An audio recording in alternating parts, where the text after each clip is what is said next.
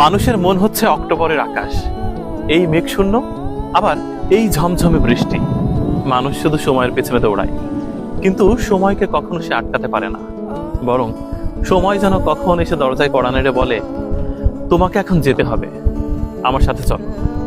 পৃথিবীর সৌন্দর্য, রূপ, আকাশের ভেসে বেড়ানো মেঘ, এটা দেখার দরকার আছে।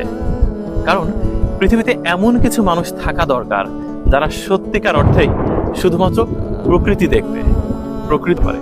পুরনো স্মৃতি হচ্ছে মানুষের কাছে বায়োগ্রাফে তুলে রাখা বেনারসির মতো, মাঝে মাঝে বের করে রোদে শুকাতে দেওয়া হয়।